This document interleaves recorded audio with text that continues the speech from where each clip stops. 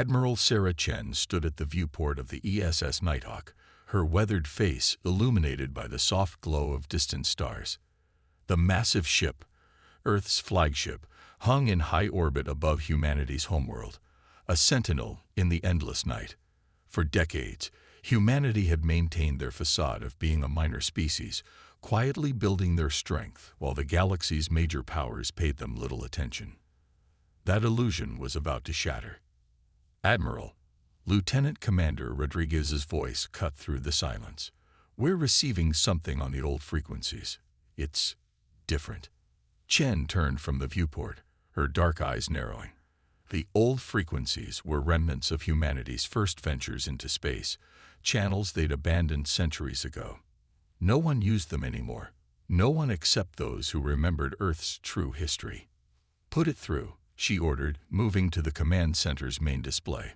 The signal came through garbled and distorted, but its message was clear. "To the Deathworlder Fleet. We remember. We remember what you did at Proxima, at Sentinel, at the Martian gates. The collective is returning. They found us. We need the monsters again." The command center fell silent. Those battles, Proxima, Sentinel, the Martian gates, had been quietly erased from galactic records. They were memories of a time when humanity had shown its true nature, when the galaxy learned why evolution on a death world created warriors unlike any other. The subsequent centuries of peace had been bought with a promise. Humanity would step back, become small, irrelevant, forgotten. In return, the galaxy would never again force them to reveal their true nature. Analysis.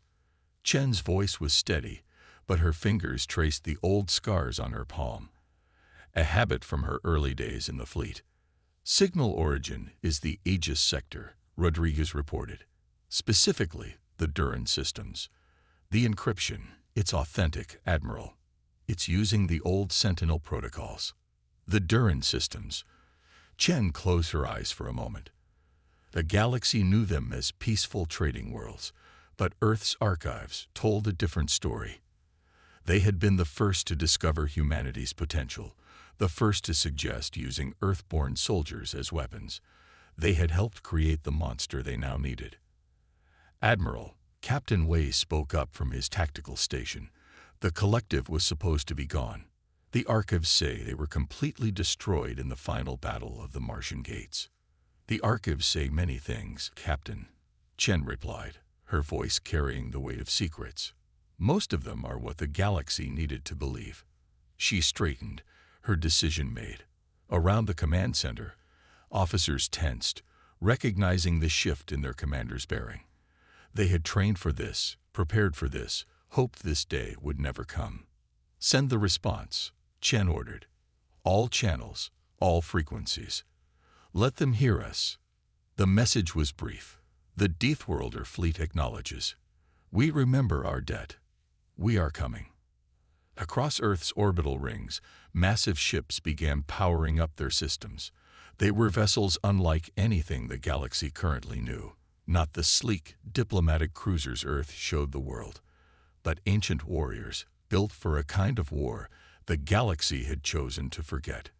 In her quarters that evening, Chen accessed her personal terminal, entering codes that hadn't been used in generations.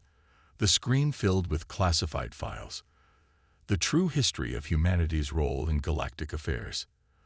The collective had been the greatest threat the galaxy had ever faced, a civilization that saw all other life as resources to be consumed. They had nearly succeeded in their conquest, until they reached human space. What followed was a war so terrible that the galaxy's surviving powers collectively agreed to help humanity fade into obscurity.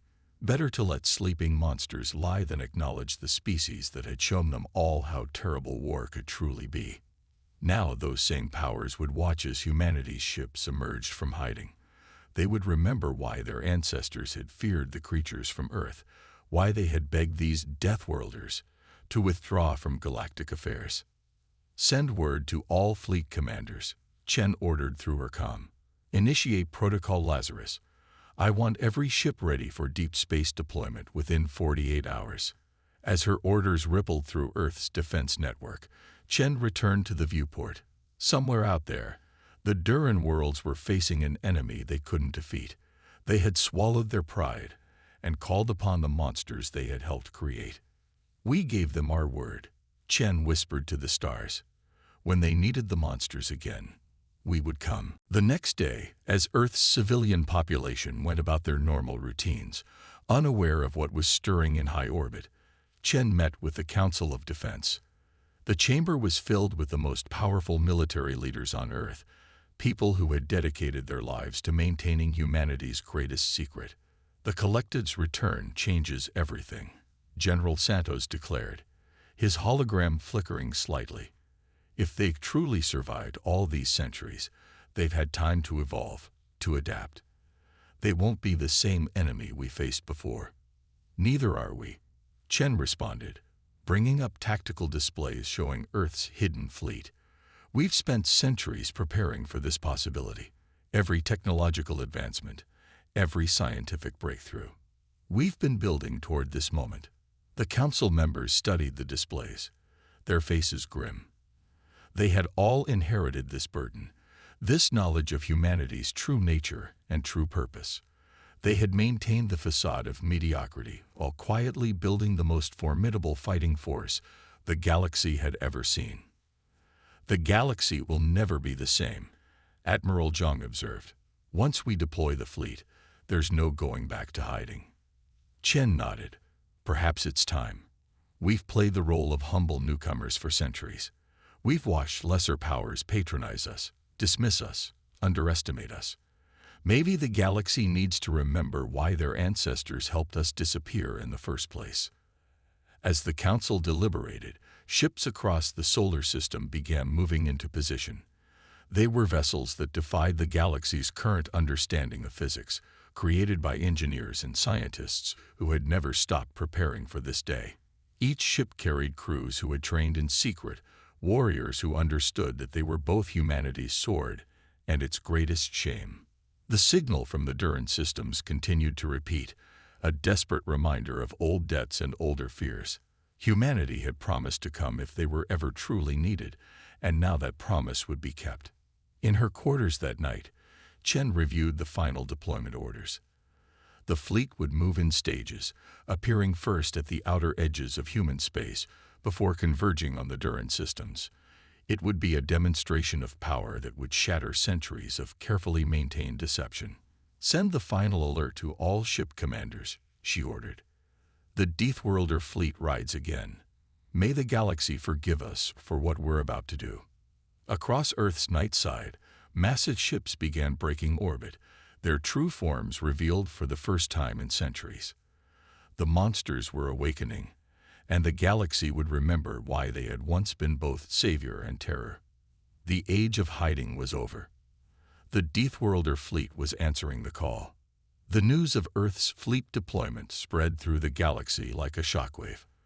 On the Galactic Council's central station, representatives from 100 species gathered in emergency session, their voices rising in a cacophony of fear and disbelief. The humans, those quiet, unremarkable humans, had deceived them all. Ambassador Exaril of the Meridian Confederation stood at the council chamber's center, his crystalline form reflecting the emergency lights that pulsed overhead. "The reports must be wrong," he insisted, his translator struggling to convey his agitation. "The humans possess nothing more than a modest defense force. We've monitored their shipyards for decades." "You monitored what they wanted you to see," came a quiet voice from the chamber's shadows. All eyes turned to Venra, the ancient Duran representative. Unlike the others, she showed no surprise at the revelations about Earth's true nature. Instead, her scaled features carried an expression of grim satisfaction. "Tell them," she commanded, her voice carrying the weight of centuries. "Tell them what your ancestors buried in the archives, what they chose to forget." In the silence that followed, Venra activated a hidden data crystal. The chamber's holographic displays filled with classified footage from another era. Massive Earth vessels engaging in impossible maneuvers, weapons that violated the known laws of physics, and soldiers performing feats that seemed to defy death itself. "These are the Deathworlders," Venra declared. "This is why your predecessors agreed to help them disappear. Not out of kindness, but out of fear. Fear of what they might become if the galaxy continued to push them toward war." Aboard the ESS Nighthawk, Admiral Chen received the first reports of the Council's reaction. Her lips curved in a slight smile as she read the panicked diplomatic messages flooding Earth's channels. The galaxy was remembering, and with memory came fear. "Fleet status?" she asked, turning to her command staff. "All ships report ready," Captain Wei responded. "The outer system defense platforms have already begun their transformation sequences. The Lazarus Protocol is proceeding exactly as planned."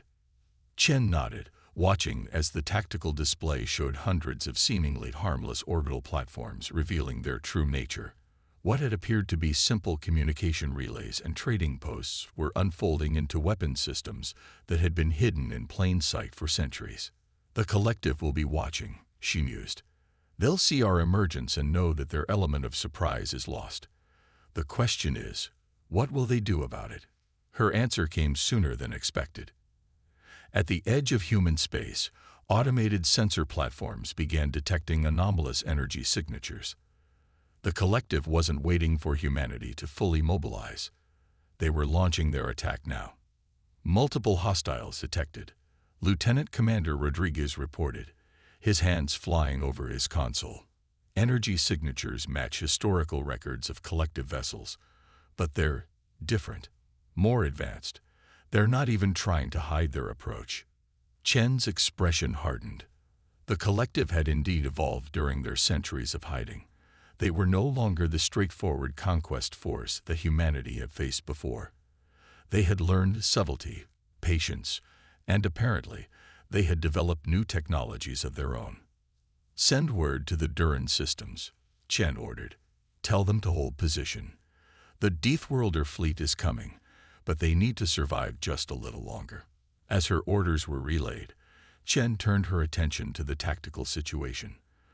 The collective's forces were approaching from multiple vectors, using attack patterns that seemed deliberately designed to counter humanity's historical strategies. They had studied their old enemy well. "They remember us too," Chen murmured. "They remember what we did to them. And they've spent centuries preparing for revenge." In the Galactic Council chamber, the initial shock was giving way to desperate planning. The various species representatives were beginning to realize that they stood between two forces of nature, the returning collective and the awakening Deathworlder Fleet. "We must choose a side," Ambassador Charles declared, his crystalline form vibrating with stress. "The collective will consume everything in their path. At least the humans." He paused, searching for words. "At least the humans have shown they can be reasoned with," Venra finished for him. "They chose to hide their power once before. They chose peace when they could have dominated us all."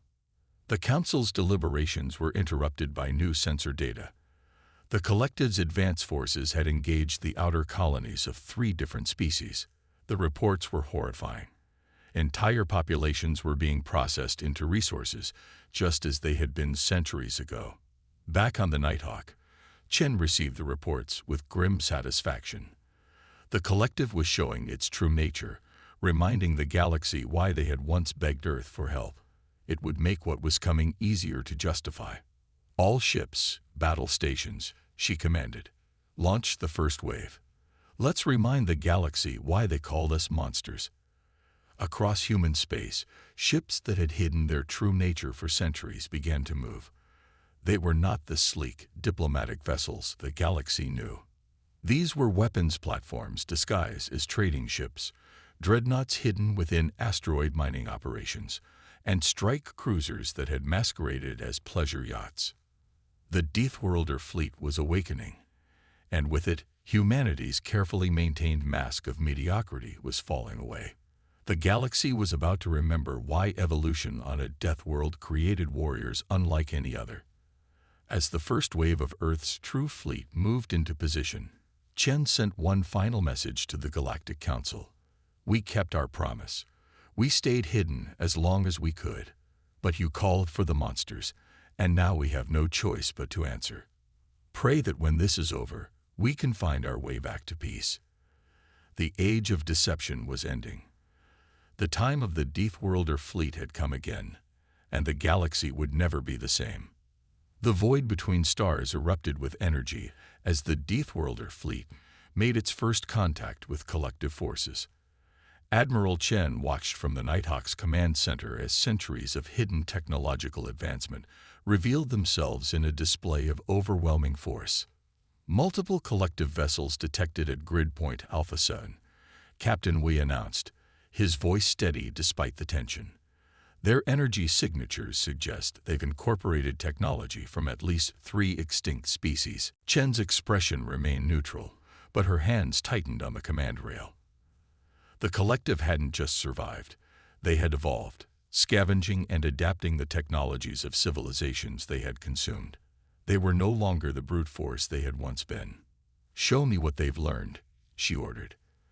The first clash between the opposing forces answered her question. The collective ships moved with impossible grace, their hulls seeming to bend reality around them. They had mastered technologies that the galaxy's peaceful civilizations had only theorized about. But they weren't the only ones who had spent centuries preparing. "Deploy the Phantom Protocol," Chen commanded.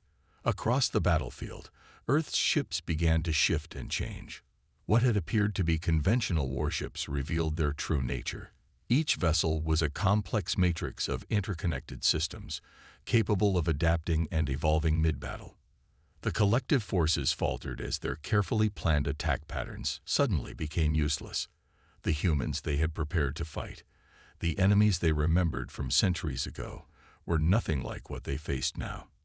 "They thought we spent these centuries hiding," Chen observed, watching as her fleet executed maneuvers that defied conventional physics. "They never considered that we might have been evolving too."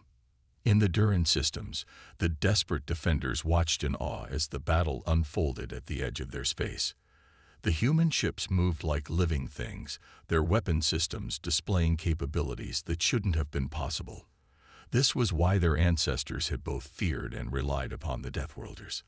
Lieutenant Commander Rodriguez's voice cut through the tactical chatter.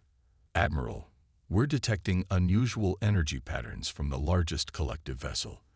They're attempting some form of dimensional shift." Chen's eyes narrowed. The collective had indeed learned new tricks. They were trying to tear open space itself, probably to bring in reinforcements from whatever realm they had hidden in for all these centuries. It was exactly the kind of desperate move she had been waiting for. "Execute Operation Starbreaker," she ordered. Across the human fleet, hidden systems activated.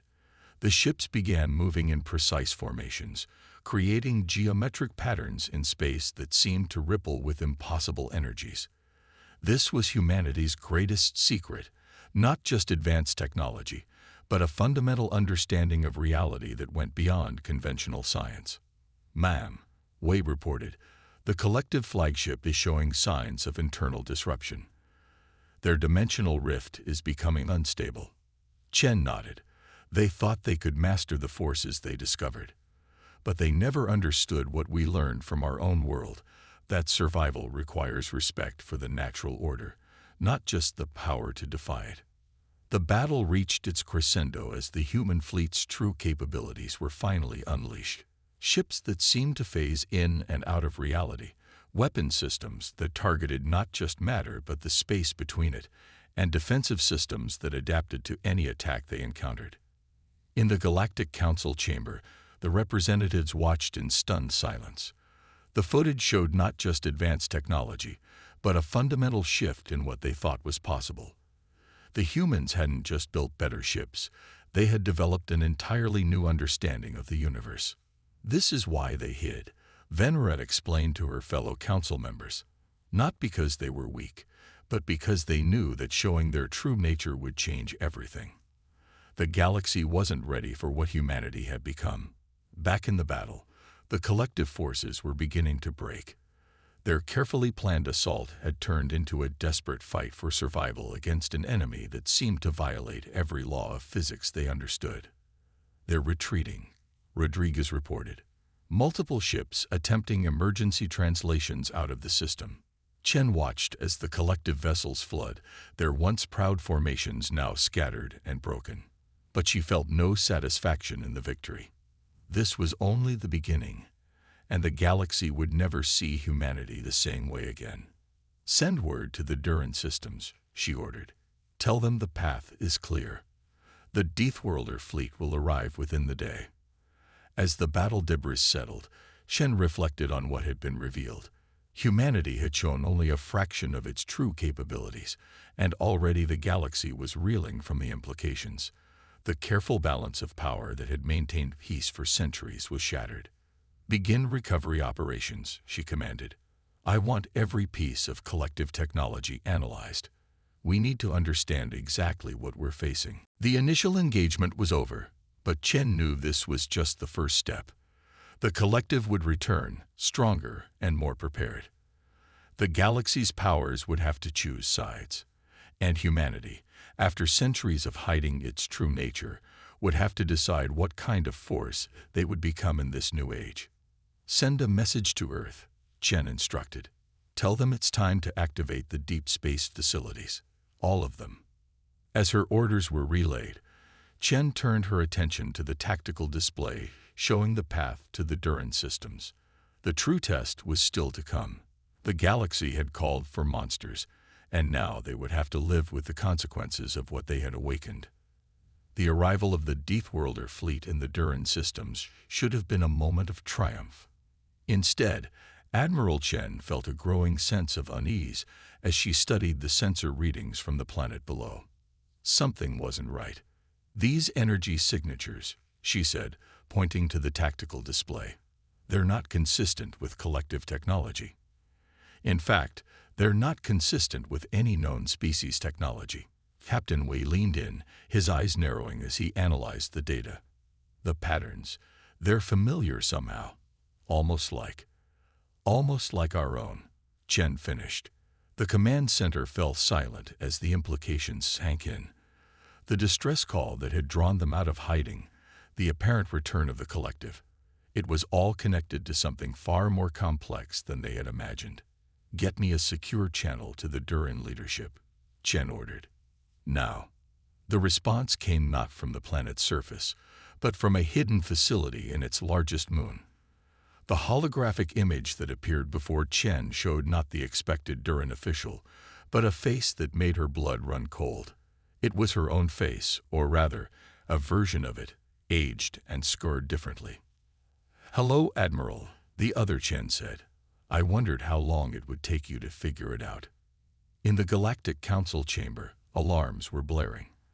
The energy signatures from the Duran system were causing every sensor in the galaxy to react. Venra stood before the council, her scaled features set in an expression of grim resolution. "It was never about the collective," she announced. "It was about time itself." Back on the Nighthawk, Chen faced her counterpart across the holographic link. "You're me," she said, "from another timeline." The other Chen nodded. "One where we didn't hide, where humanity embraced its nature as Deathworlders and tried to reshape the galaxy in our image. It didn't end well. The truth began to unfold like a terrible flower. The alternate timelines humanity had become exactly what the galaxy had feared.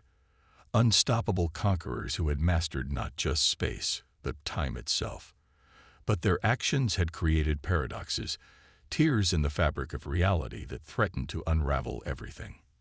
"The collective you fought wasn't from the past," the other Chen explained. "They were from our future, trying to prevent our timeline from coming to pass. We used them, manipulated events to force your humanity out of hiding." "Why?" Chen demanded, though she was beginning to understand. "Because hiding wasn't the answer, neither was conquest. We needed a third path, and only by bringing together different versions of humanity could we find it." In the space around the Duran system, reality itself seemed to shimmer as the truth was revealed. What appeared to be collective ships were transforming, showing their true nature as vessels from multiple timelines, all converging on this crucial moment. "The galaxy is breaking. The other Chen continued. Not just in our timeline, but in all of them. Every version of humanity that tried to solve this alone has failed. We need each other. We need balance. Lieutenant Commander Rodriguez's voice cut through the tension. Admiral, we're detecting temporal anomalies throughout the fleet. Every ship. They all have counterparts appearing from other timelines. Chen watched as space filled with mirrors of her own fleet. Versions that had never hidden. Versions that had chosen different paths. All drawn to this moment by her alternate self's desperate gambit. You took an enormous risk, Chen said to her counterpart. Manipulating events across multiple timelines, creating a false crisis to draw us out. The paradoxes alone could have destroyed everything. The risk of doing nothing was greater, the other Chen replied. In every timeline where humanity remained isolated, either through hiding or through conquest, the end result was the same. The galaxy tears itself apart. We need each other, all versions of us, working together. The implications were staggering. The entire crisis had been engineered not by an ancient enemy, but by humanity itself, or rather, by versions of humanity trying to prevent a catastrophe that transcended individual timelines. The Galactic Council, Chen realized. They're receiving data from their counterparts in other timelines too, aren't they? The other Chen nodded. Every species, every civilization is beginning to understand. The divisions between timelines are breaking down. We can either work together to stabilize reality itself, or we can watch everything we know unravel. On the Nighthawk's bridge, Chen made her decision. Open channels to all ships. Every timeline. Every version. We need to coordinate our efforts if we're going to fix this. As the orders went out, Chen watched the tactical display transform. It no longer showed just her fleet, but dozens of variations, each representing a different path humanity had taken. The Deathworlders had been awakened not to fight an old enemy, but to save reality itself. Begin temporal synchronization, she commanded. Let's show the galaxy what humanity can really do when all versions of us work together. The space around the Duran system became a nexus of possibility as ships from multiple timelines began working in concert.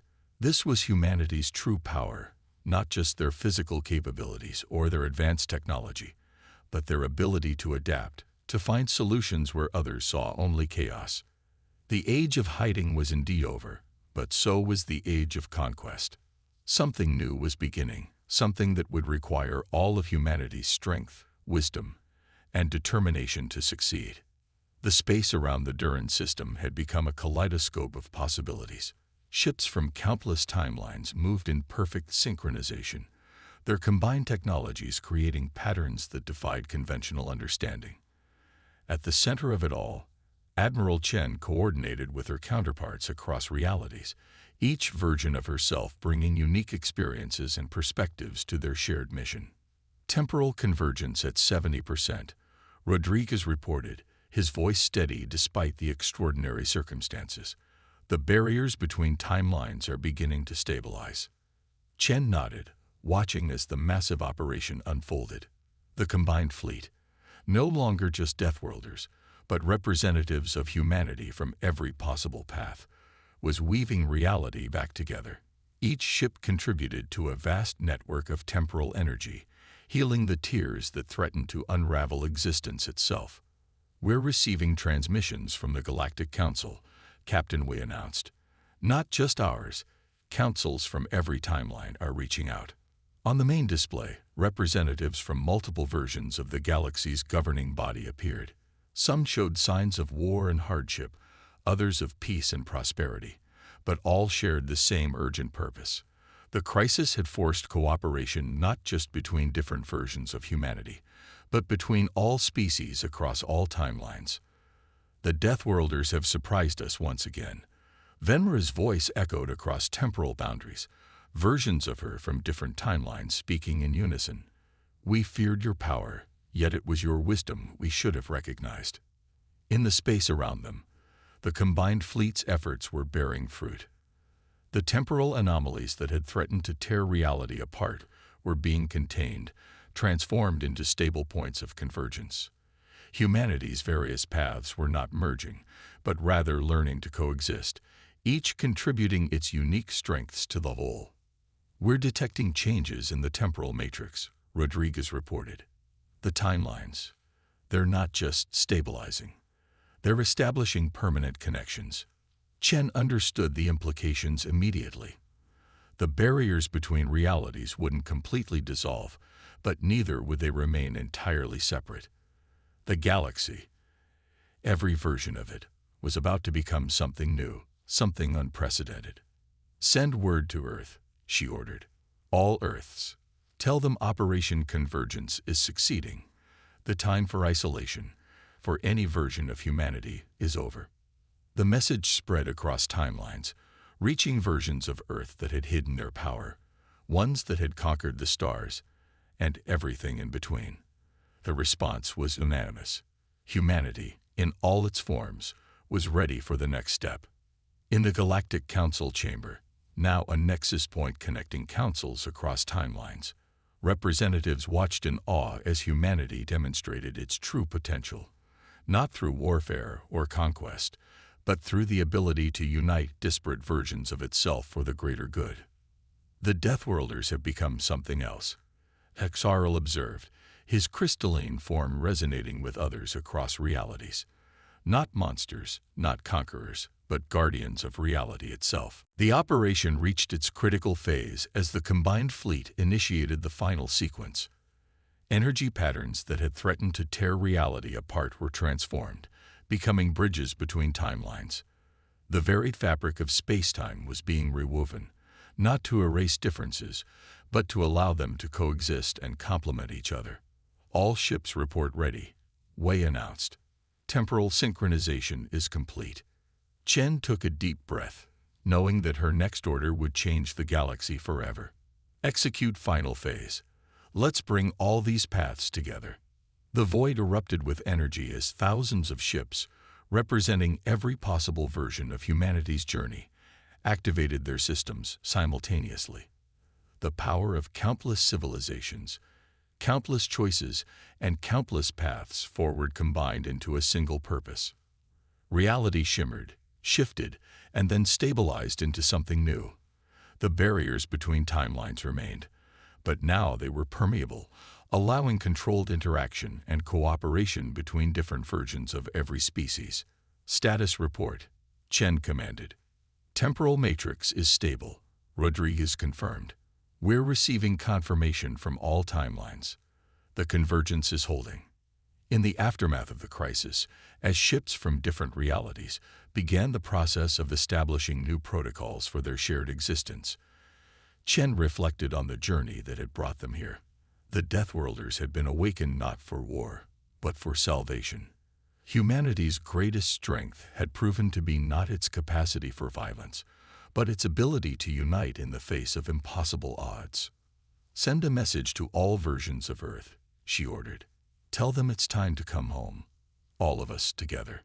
The Deathworlder Fleet began its return journey, but not in hiding or in triumph.